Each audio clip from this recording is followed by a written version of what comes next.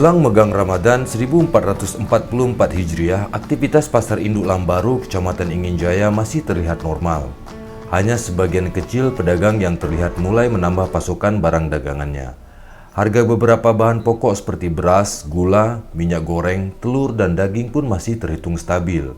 Saat dimintai keterangan, beberapa pedagang menjelaskan bahwa kondisi masih bisa dikatakan normal, begitu juga dengan harga barang. Salah seorang pedagang menjelaskan bahwa biasanya harga akan naik 7 hari sebelum megang Ramadan dan belum bisa dipastikan seberapa drastis angka kenaikannya.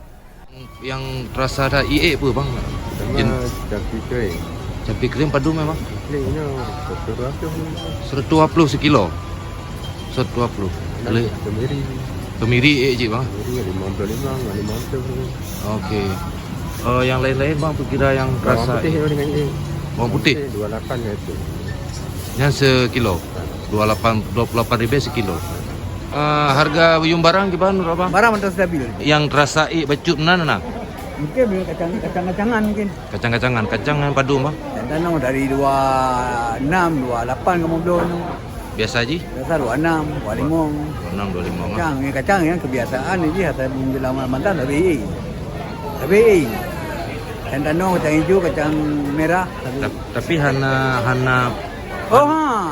Paling-paling naik 2-3 ribu betul. yang paling terasa Ya, boti Aceh. Boti Aceh padu enggak? Ya, mau belah ribe. Mau belah ribe. Ya, 8 ribe. Biasa aja. Biasa aja 8 ribe, wakil mau belah. Yang lain enggak? Mungkin Ya, 10 ribe. Botrung biasa aja bedung. Biasanya 8, wakil mau belah. Ya, 10 ribe. Ya 10 ribu kah? Harga mas standar cuma bawang mata ibu ah. Bawang biasa aja bedung. Masa bawang 28 yo kan heklo ha. Teh dari 28 ke heklo ha. Mak kacu ha. Tapi anak ji ora. Tapi standar ha bang ha. Andara.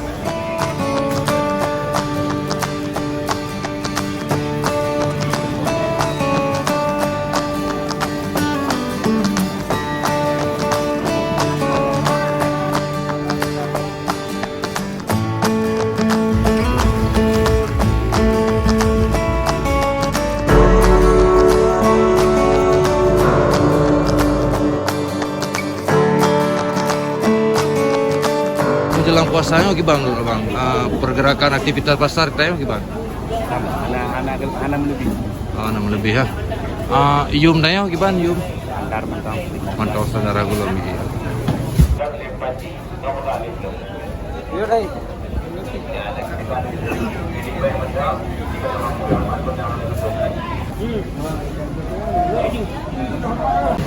Yo lumayan agak ringan baju daripada berat lah. Kayak daun. Baik. Oke. Kayak lama. Jino mantau. Kalau kayak biasa, atau normal. Ada normal lah.